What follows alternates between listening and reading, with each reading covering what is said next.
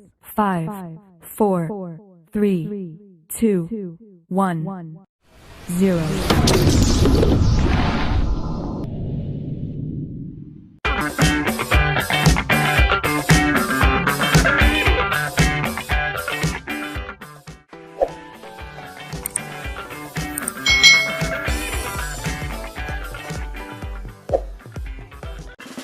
Hai, selamat datang kembali di channel YouTube Kak Citra. Apa kabarnya adik-adik semuanya? Kak Citra berharap kalian dalam keadaan yang baik dan sehat selalu. Adik-adik, hari ini kita akan belajar bersama-sama untuk mata pelajaran tematik untuk adik-adik yang duduk di kelas 3 sekolah dasar. Hari ini kita akan belajar di tema 1, subtema 1, pembelajaran yang kedua. Kalau kalian belum melihat video yang pembelajaran 1, lebih baik kalian lihat dulu yang pembelajaran 1. Mari kita langsung ke pembelajarannya bersama-sama.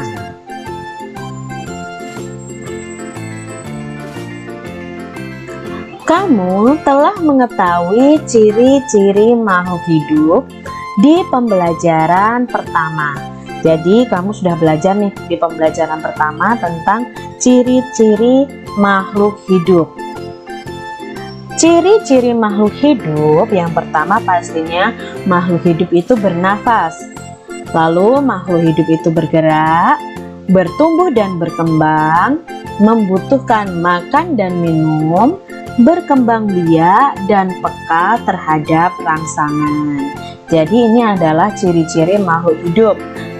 Kalau makhluk hidup itu tidak bernafas atau tidak bergerak, maka itu bukan disebut makhluk hidup, tapi disebut makhluk yang mati.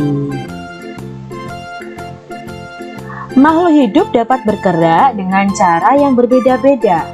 Kita sebagai manusia, cara bergeraknya itu berjalan menggunakan kaki. Kalau ikan itu berenang dengan siripnya. Cicak merayap di dinding dengan kakinya. Di sini Kak Citra akan menyampaikan cara bergerak berbagai macam hewan ya. Cara bergeraknya ada macam-macam nih. Yang pertama ada yang berenang menggunakan siripnya. Ini pastinya ikan, seperti paus, lumba-lumba dan sebagainya. Lalu ada juga cara hewan bergeraknya dengan terbang menggunakan sayapnya. Antara lain contohnya kupu-kupu, burung, kumbang, belalang, lebah, dan capung. Lalu ada juga yang berjalan dengan kakinya, seperti ayam, burung, itik, angsa, kuda, gajah, sapi. Ya. Lalu ada yang melompat juga, seperti katak, kelinci, kanguru. Ada juga hewan yang cara bergeraknya dengan melata menggunakan perutnya, seperti ular, cacing, juga ada buaya. Lalu ada yang memanjat dengan kedua tangan dan kakinya seperti beruk, yang bergelantungan seperti kera dan orang hutan. Ini adalah macam-macam cara bergerak hewan. Apakah tumbuhan juga bergerak adik-adik? Nah, kita mau cari tahu nih, apakah tumbuhan juga bergerak seperti manusia atau hewan? Cara tumbuhan bergerak. Di sini Kak Citra punya dua gambar, yaitu gambar putri malu, tumbuhan putri malu, dan matahari. Bagaimana gerakan yang dilakukan tumbuhan? Jika kamu perhatikan, pucuk tumbuhan umumnya akan bergerak menuju ke arah datangnya sinar matahari. Jadi bergeraknya itu selalu mengikuti arah datangnya sinar matahari. Gerakan tersebut bertujuan untuk memperoleh sinar matahari atau untuk melindungi diri. Pernahkah kamu menyentuh daun putri malu? Nah, ini daun putri malu ini kalau disentuh, bagaimana posisinya? Bandingkan keadaan daun putri malu di saat siang dan malam hari. Daun putri malu akan segera mengatup nih seperti ini jika disentuh. Dan demikian juga jika udara di sekitarnya dingin atau di saat malam hari. Kalau tidak disentuh akan membuka seperti ini adik-adik. Tapi ketika disentuh daunnya akan mengatupkan. Ini juga termasuk cara tumbuhan bergerak. Contoh lainnya adalah bunga matahari. Bunga matahari ini bergerak sesuai dengan arah datangnya sinar matahari. Di pagi hari, bunga matahari akan menghadap ke timur karena sinar matahari berada di timur saat matahari terbit. Di tengah hari atau siang hari, bunga mataharinya akan menghadap ke atas karena matahari pas di atasnya ya adik-adik ya kalau siang hari. Dan pada sore hari, bunga matahari akan menghadap ke barat karena mengikuti arah cahaya mataharinya.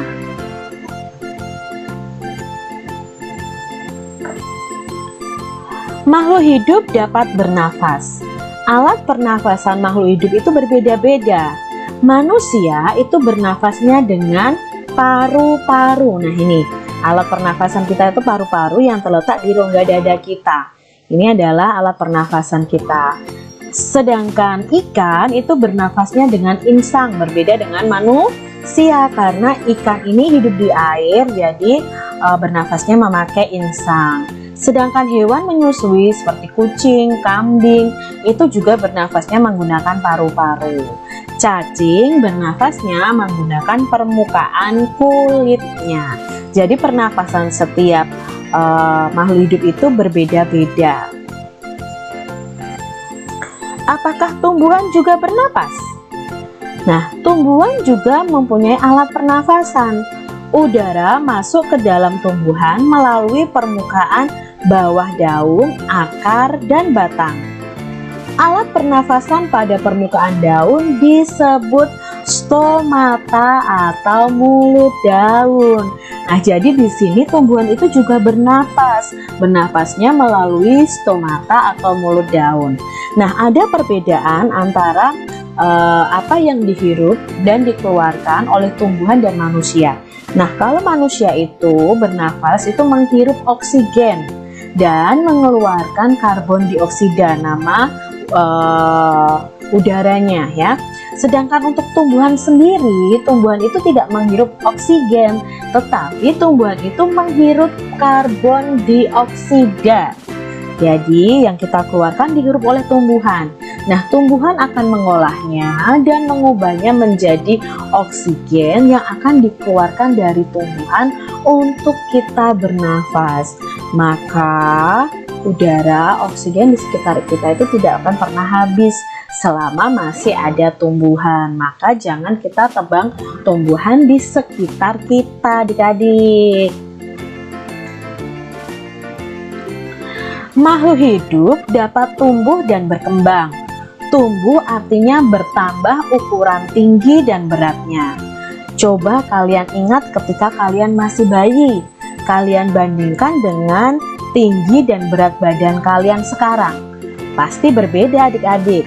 Nah, berarti adik-adik mengalami yang namanya pertumbuhan. Pertumbuhan tinggi dan pertumbuhan berat. Begitu juga hewan. Hewan itu contohnya di sini ayam, dari telur menetas menjadi anak ayam dan terus bertumbuh menjadi ayam dewasa. Tumbuhan juga mengalami pertumbuhan, awalnya dari biji. Biji lalu keluar akar, keluar daun, tumbuh besar, tumbuh tinggi, lalu bisa berbuah. Nah, itu artinya makhluk hidup bisa tumbuh. Makhluk hidup dapat berkembang biak. Cara berkembang biak makhluk hidup itu berbeda-beda. Ada yang berkembang biak dengan cara melahirkan, ada juga yang berkembang biak dengan cara bertelur. Jadi kalau manusia itu melahirkan ya, tapi kalau hewan ada yang melahirkan, ada juga yang bertelur. Nah, kita akan belajar mengenai hewan apa saja yang berkembang biaknya dengan cara melahirkan, bertelur, dan ada juga hewan yang melahirkan dan bertelur. Nah, kalian pasti penasaran ya. Berdasarkan cara berkembang biaknya, hewan dikelompokkan sebagai berikut. Yang pertama adalah hewan bertelur atau ovipar. Kelompok hewan yang berkembang biak dengan cara bertelur itu contohnya ayam, itik, ikan, bebek, dan lain sebagainya. Hewan yang cara berkembang biaknya dengan beranak atau melahirkan. Contohnya ada sapi, kambing, kucing, ada harimau, anjing, dan lain sebagainya. Lalu ada hewan yang bertelur dan beranak. Nah, ini disebut ovovivipar. Jadi proses bertelur dan beranak berlangsung secara berurutan. Contoh hewan yang berkembang biak dengan bertelur dan beranak yaitu ada ular, ada kuda laut, ada ikan pari. Kalau ini bukan bebek ya adik-adik ya, Kak Citra lupa nama hewan ini, yang pastinya ini juga termasuk hewan ovovivipar. Makhluk hidup peka terhadap rangsang. Kepekaan makhluk hidup terhadap rangsang itu berbeda-beda. Jika kita melihat sinar matahari atau sinar yang sangat menyilaukan, dengan cepat kita akan menutup mata. Nah, ini disebut dengan peka terhadap rangsang. Lalu pada tumbuhan, contohnya adalah daun putri malu. Daun putri malu jika disentuh akan menutup daunnya. Ada juga buah pada pohon pacar Cina yang akan meletus jika disentuh. Jadi ini adalah buah pada pohon pacar Cina. Kalau itu disentuh itu akan membuka adik-adik. Jadi seperti meletus ya, tapi tidak meletus seperti balon itu tidak, tapi akan membuka buahnya. Lalu pada hewan itu ada landak dan kaki seribu yang akan menggulungkan badannya jika disentuh atau dalam keadaan yang bahaya. Jadi ini peka terhadap rangsang. Manusia adalah makhluk hidup yang paling sempurna. Manusia dapat melakukan gerakan dengan bermacam-macam cara. Perhatikan gambar berikut ini. Ikuti berbagai gerak berjalan dan berlari seperti gambar. Nah, di sini ada gerakan berjalan ke samping kiri, berjalan ke samping kanan, berjalan ke depan, dan berjalan ke arah belakang. Saat kita berjalan ke arah belakang harus berhati-hati ya adik-adik, karena kita tidak melihat ada benda apa di belakang kita. Jadi ketika kamu melakukan gerakan ini harus didampingi oleh guru atau orang tua kalian. Lalu gerakan berikutnya adalah gerakan berlari. Yang pertama berlari ke depan, lalu berlari ke belakang, berlari ke arah samping kanan, dan berlari ke arah samping kiri. Kegiatan berlari juga bisa dilakukan dengan berlari belok-belok dan membentuk lingkaran. Nah, dalam gerakan berjalan dan berlari, saat kaki kita melangkah, otomatis tangan kita juga mengayun. Langkah kaki dan ayunan tangan harus berlawanan arah. Jika kaki kanan yang melangkah, maka tangan yang mengayun adalah tangan kiri. Begitu juga sebaliknya. Lalu cobalah melakukan gerakan gabungan antara jalan dan berlari seperti gambar berikut. Buatlah kelompok yang terdiri atas 5 siswa. Ikuti tahapan kegiatan seperti berikut ini. Buatlah barisan di depan garis awal atau garis start. Kegiatan pertama adalah berjalan menuju garis finish. Jadi berjalan maju menuju garis finish. Sesampainya di garis finish tidak langsung selesai adik-adik. Kalian harus berjalan mundur sampai kembali di garis start. Jadi ketika berjalan mundur, siapa yang paling cepat itulah pemenangnya. Kegiatan kedua yang bisa kalian lakukan adalah kegiatan berlari dari garis start menuju garis finish. Ketika kalian sudah berlari ke arah depan sampai di garis finish, kalian harus kembali lagi berlari mundur dari garis finish menuju garis start. Nah, siapa yang paling sampai di garis start duluan nih karena berlari mundur, maka itulah pemenangnya.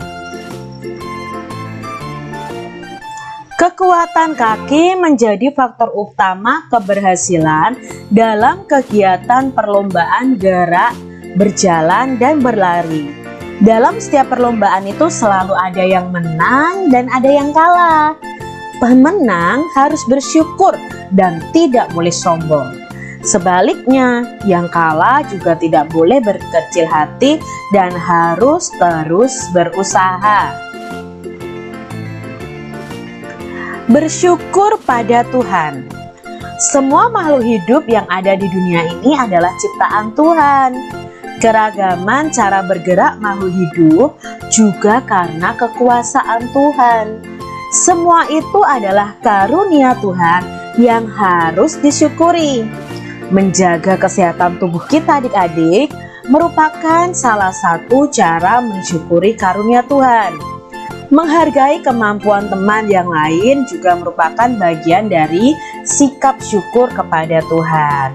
Bersyukur kepada Tuhan termasuk pengamalan sila pertama Pancasila, yaitu ketuhanan yang Maha Esa. Lambang sila pertama adalah bintang.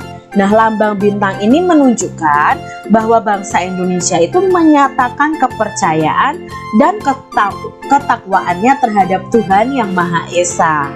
Taat terhadap perintah Tuhan dilaksanakan dengan melakukan atau menjalankan setiap perintah Tuhan dengan baik.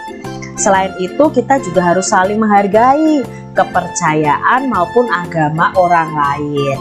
Bersyukur adalah berterima kasih atas semua yang diberikan Tuhan kepada kita. Nah, kita ingat lagi tentang Pancasila. Garuda Pancasila adalah lambang negara Indonesia. Burung Garuda ini besar, gagah, dan perkasa. Lihatlah perisainya adik-adik. Nah, di perisai ini memuat simbol atau lambang dari sila-sila pada Pancasila. Pancasila ini adalah dasar negara kita. Nah, ini adalah perisainya yang terdapat lambang atau simbol dari sila-sila pada Pancasila. Pancasila itu berasal dari dua kata, yaitu panca dan sila. Panca itu artinya 5. Sila itu artinya dasar atau aturan. Jadi Pancasila itu artinya 5 dasar atau 5 aturan. 5 dasar atau 5 aturan yang ada di Pancasila ini mempunyai lambang dan bunyi masing-masing. Contohnya sila pertama dilambangkan bintang, bunyinya ketuhanan yang Maha Esa.